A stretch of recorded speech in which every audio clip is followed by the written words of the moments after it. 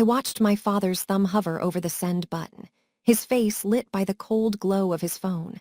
And for the first time in my life, I felt genuine terror at the sight of two simple words. Those words weren't an apology. They were a transaction. They were sent at the precise moment our family's forgotten relic, my grandfather, Arthur Vance, had his face splashed across the front page of the Oregonian. The headline screamed about a self-made mogul, a boutique hotel empire built from nothing. The photo showed him, sharp in a tailored navy suit, standing proudly in front of the Hawthorne, his flagship property in the heart of Portland. The article detailed his rise: 6 hotels, a philosophy of radical hospitality, and a personal fortune north of $10 million. My father, Richard, finally had a reason to remember he had a dad. "Emma, tell your mother we need a seat for your grandfather tonight," he announced, his voice suddenly brimming with a fake enthusiasm I hadn't heard in years. It was the sound of a lottery ticket being scratched and coming up a winner. My stomach lurched. "Does he even know you're inviting him?" I asked, the paper crumpling in my grip.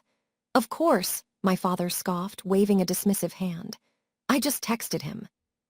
He acted as if 3 years of radio silence was a minor inconvenience, a brief intermission in an otherwise loving relationship. 3 years.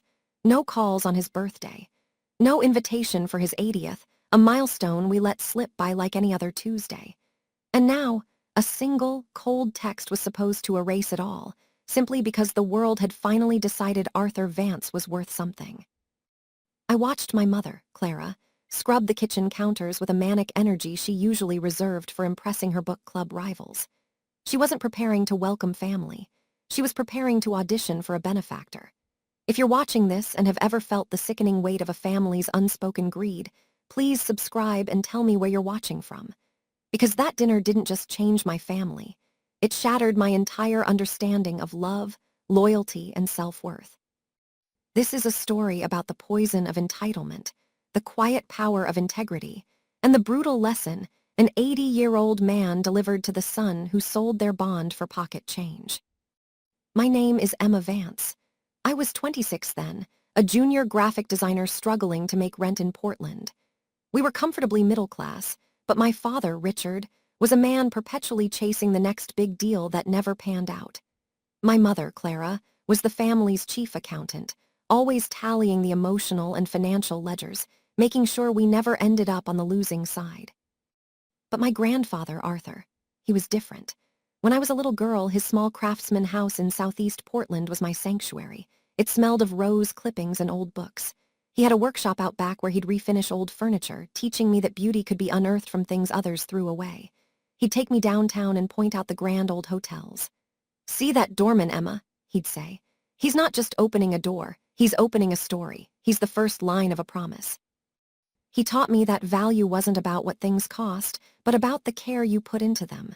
"People will forget your name, kid," he'd whisper, his blue eyes twinkling. "But they'll never forget how you made them feel." Then I turned 14 and the visit stopped. It wasn't a dramatic fight. It was a slow, calculated erosion. My parents started grumbling about the future cost of an aging parent. "He's a ticking time bomb of medical bills," my mother said one evening, her voice flat. "He never planned for retirement properly. We can't let his lack of foresight sink our ship." The irony was, he never asked for a dime. He paid his own way, always arrived with a small, thoughtful gift. But my parents saw him as a liability, a potential leak in their budget. They decided to cut him loose before he could become a burden. "Dad, why isn't Grandpa coming for Thanksgiving?" I asked one year. My father's answer was clinical. "We're focusing on our future, Emma, your education, a bigger house. We can't afford to be weighed down by his generation's mistakes." He was his father, but I was a coward. I didn't fight it. The invites became less frequent, then stopped altogether. His birthday came and went. Holidays were spent with my mother's family. I'd see the hurt in his eyes on the rare occasions we did run into him, a quiet sadness he never voiced. He'd just say, "That's all right, sweetheart. You've got your own life to live." And I let him fade away, a ghost from a childhood I'd outgrown. The guilt was a constant, low hum, but it was easier to ignore than to confront my parents. Then came the news article, and the dinner invitation. At precisely 6 p.m., the doorbell chimed. My mother opened the door, her smile a brilliant, brittle thing. "Arthur, it's so wonderful to see you." She went in for a hug, but he merely patted her shoulder, a gesture of polite detachment. He stepped inside. His white hair was immaculate, his suit impeccable, and his pale blue eyes held a stillness, a quiet authority that made our living room feel small. He carried a simple leather briefcase, not a gift. He acknowledged each of us with a nod. "Richard, Clara, Emma." His voice was calm, unhurried. My father stepped forward, hand extended, smile wide. "Dad, it's been too long, we've missed you." My grandfather looked at the offered hand for a beat before shaking it. "Has it?" he asked, his tone light but laced with ice. "Time must move differently for you than it does for me." The air crackled. My father laughed it off, but the performance that followed was excruciating. My mother gushed about his business acumen. My father asked probing questions masked as interest. I just stared at my plate, humiliated. "So, Arthur," my father finally ventured, "the article was impressive, a whole hotel chain, we had no idea." "You never asked," my grandfather replied, slicing into his roast chicken. "Well, we're asking now," my father pressed. "How did you build it? We thought you were just retired." My grandfather set down his silverware, the clink echoing in the tense silence. "You thought I was destitute," he corrected, his voice low and clear. "Let's not dress it up in pretty words." My mother's face flushed crimson. "Arthur, that's not." He held up a hand, silencing her. 3 years, Clara, 3 years without a single call. I sat by the phone on my 80th birthday. I watched it all day, not a text, not a happy birthday. But a single article appears, and suddenly my calendar is clear for dinner. My father tried to interject, mumbling about being busy. "So have I," my grandfather continued. "I've been busy building a legacy. I've been busy keeping a promise to a dying friend. I've been busy living a full life. Without waiting for crumbs of affection from people who only see a balance sheet." The silence was suffocating. I felt like I was watching a car crash in slow motion. My father, ever the opportunist, shifted tactics. He sighed, trying on a mask of humility. "Look, you're right, we were terrible, and I'm sorry. We can't change the past, but we're here now. I want to help you. You're 80 years old, managing all those hotels. It's too much. Let me help with operations, maybe even take over the day-to-day so you can finally relax. You've earned it." He leaned forward, the picture of a concerned son. And in that moment, I saw the whole ugly scheme laid bare. He didn't want to help. He wanted to take control. He wanted the keys to the kingdom. My grandfather offered a slow, knowing smile. It was the smile of a chess master watching an amateur make their first predictable move. "That's a very generous offer, Richard. But before we discuss my retirement, I brought something for you." He reached down, opened the briefcase, and withdrew a thick manila envelope. He placed it in the center of the table, next to the gravy boat. "Open it," he instructed, leaning back in his chair. My father tore it open, his greed palpable. He pulled out a stack of papers. His expression morphed from eager to confused to ashen in seconds. His hands shook. "It's a full financial prospectus," my grandfather explained, his voice calm as a teacher. "Assets, liabilities, cash flow, profit margins, property valuations for the last 3 years. I thought you'd want to know exactly what you're so eager to help with before you made such a sacrificial offer." My mother snatched a few pages, her eyes scanning, widening in disbelief. 12 million, she whispered, her voice cracking. 12.3, my grandfather corrected. "Not bad for a man you considered a burden, is it? Not bad for an old man whose birthday you forgot." My jaw was on the floor. $12 million. The man we'd abandoned because he was a future liability was a millionaire. "How?" my father stammered, the disbelief raw in his voice. "Where did you get the seed money?" My grandfather's gaze was cold steel. "You want the story? Fine. It's a story you'd know if you'd ever cared to listen." He leaned back, his eyes growing distant. 20 years ago, I met a man named George Whitmore. He was a titan in the hospitality world, but cancer was eating him alive. He had a vision for a chain of intimate, soulful hotels that felt like home, not a corporate box. He needed a partner, someone who understood that hospitality wasn't a transaction, but an art, someone he could trust. He asked me to invest and build it with him. "Invest?" my mother blurted, the insult clear. "With what?" My grandfather's eyes flashed with disappointment. "With my savings, Clara. $200,000 I'd earned over 40 years. Money I saved by driving a 10-year-old car. Money I saved by not trying to impress people who never cared. Money I chose to build something with instead of spending it on keeping up appearances. Started with a single 15-room in Eugene. We did everything ourselves. I was at the front desk at 6 a.m. and fixing a leaky faucet at 9 p.m. George handled the books and the grand vision. We weren't just building a business, we were building a testament to the idea that care and quality still mattered. He paused, his voice softening. George beat the doctor's predictions by a decade. He said it was because he had a reason to wake up. 5 years ago, he passed. He had no family. In his will, he left it all to me. 100% ownership. He didn't give it to a bank or a corporation. He gave it to me. He just gave it to you? My father asked, incredulous. My grandfather locked eyes with him. He trusted me, Richard. He knew I'd protect his vision. He knew I'd treat his employees like family. He knew I understood that what we built was a legacy, not just an asset to be liquidated. And I have.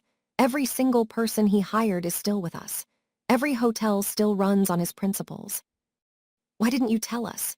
My mother asked, her voice laced with the entitled resentment of someone who felt they'd been cheated. My grandfather looked at her, and for the first time, I saw the raw pain beneath the calm exterior. Because I wanted to see who you really were, Clara. I wanted to know if my own son would show up for me, not for my money, for me, and I got my answer. The words hung in the air, heavy and damning. When you stopped calling, I knew. You saw me as a write-off, a liability. So I let you go. I didn't beg. I didn't chase you. I focused on honoring George's faith in me. He turned back to my father. And now you want to help me. You want to manage things so I can relax. We both know that's a lie. You want control. You want to get your hands on something you never earned and never even knew existed until you read about it in the paper.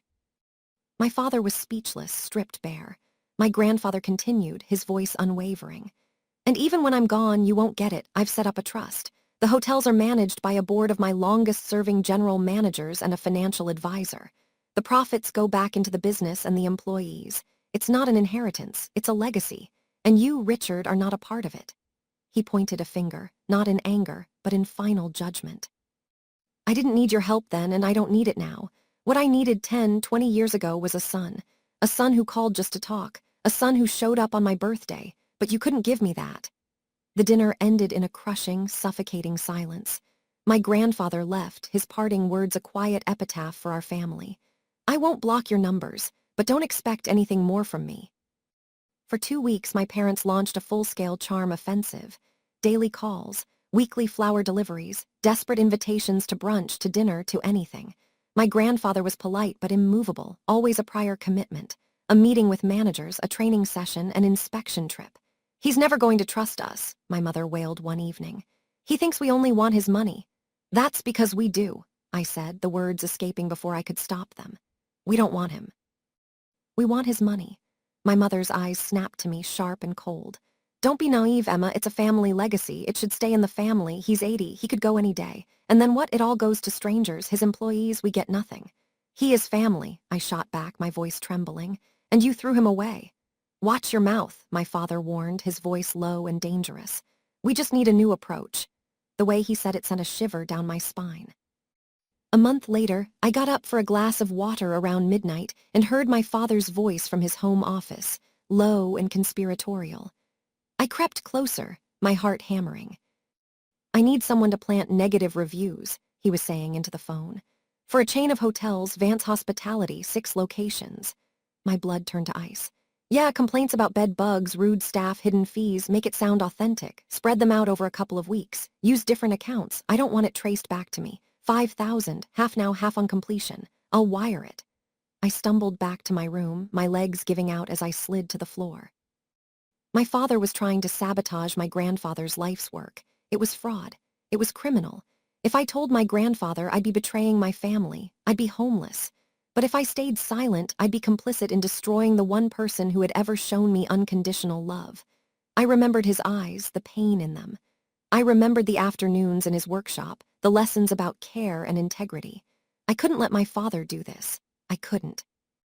The next morning, I called in sick to work and drove straight to the Hawthorne in downtown Portland. I called my grandfather from the car. Grandpa, it's Emma. I need to see you. It's an emergency. He met me in the lobby, his face creased with worry.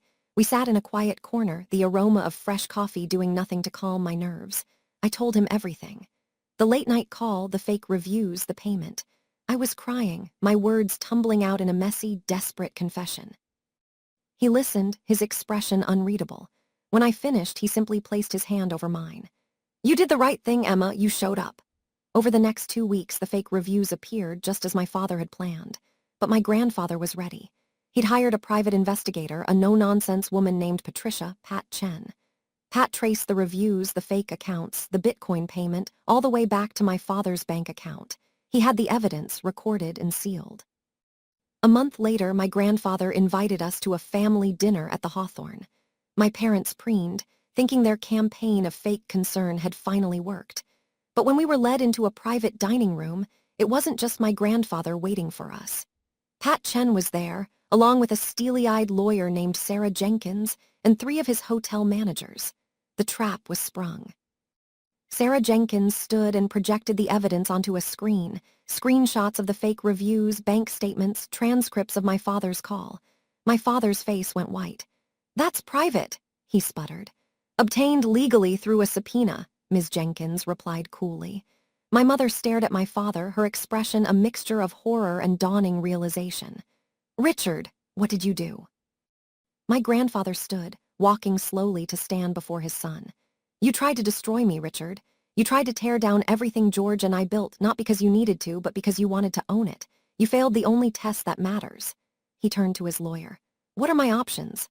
"Civil suit for defamation and economic damages, easily. We could also pursue criminal charges for fraud. That carries significant prison time." My father slumped in his chair, a broken man. "Please, Dad, I'll do anything." My grandfather's expression was one of profound, weary sadness. "Where was that on my 80th birthday?" He sighed, the weight of it all evident in the sound. "I'm not pressing charges, not because you deserve mercy, but because I'm exhausted by you. But I am filing a civil suit. You will pay for what you did." The lawsuit was swift and devastating. The evidence was ironclad. The court ordered my father to pay $900,000 in damages. He didn't have it. He'd lost it all in a bad real estate deal the year before. To pay, he had to sell our house, our cars, everything. We moved into a cramped rental apartment in a part of town my mother used to sneer at. My mother called my grandfather, begging, crying. His voice was gentle but absolute. "Clara, I forgive you. But I will never forget, and I will not save you from the consequences of your choices. You are not my family anymore. You stopped being that the moment you saw me as a problem to be solved, not a person to be loved. You want to rebuild your life? Do it, but do it without me." Over the next year, something shifted. My father, humbled and broken, got a sales job he was overqualified for. My mother started working at a local bookstore. They weren't happy, but they were real for the first time. They stopped calling my grandfather, but started writing. Short, simple letters. No requests, no demands, just updates. My father wrote, "I'm sorry, I'm trying to be better, that's all." And sometimes my grandfather would reply with a brief, polite email. A tiny crack in the wall, and me, I couldn't live in that apartment with them anymore. My grandfather offered me a job, not a handout, but a chance. "You showed up when it mattered, Emma. That's the kind of person I want. But you earn your place here every single day." I started in marketing, an entry-level job, learning the business from the ground up. 2 years later, I was the marketing director. We started a program called Second Chapter, a hospitality training internship for people over 60. It was his idea. "Too many people think their story is over just because they're old," he said. The response was overwhelming. Seniors who'd felt invisible found purpose, community, and dignity.